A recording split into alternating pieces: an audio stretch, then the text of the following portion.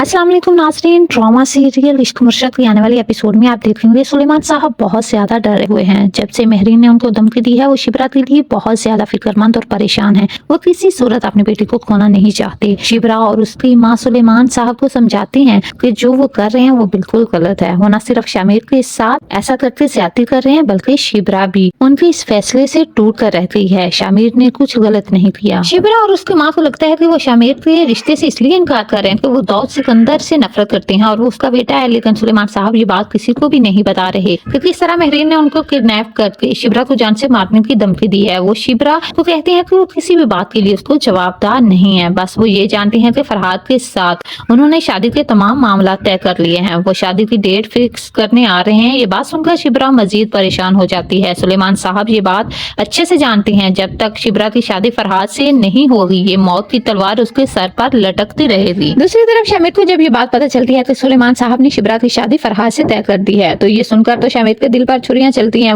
वो शिबरा को कहता है कि अगर मैं चाहूँ तो फरहाद को ऐसा सबक सिखाऊं कि वो तुमसे तो क्या किसी भी लड़के से शादी के काबिल ना रहे, लेकिन मैं मजबूर हूँ। मैं ऐसा कुछ भी नहीं कर सकता जिससे सुलेमान साहब के दिल में मेरे लिए नफरत और बढ़ जाए। वो तो पहले ही मुझसे नफरत करते हैं। शिबरा और शामिर एक दूसरे को देखने के लिए तरस रहे होते हैं। एक तरफ शामिर ने अपने आप को दुनिया से अलग कर लिया है तो दूसरी तरफ शिबरा ने भी अपने आप को कमरे में बंद कर दिया है। चाहे जितनी मर्जी रुकावटें और मुश्किलात आ जाएं, आखिरकार शिबरा और शामिर एक होकर ही रहेंगे। कौन कौन शिबरा और शामिर की शादी होते हुए देखना चाहता है कमेंट सेक्शन में कमेंट करके जरूर बताइएगा।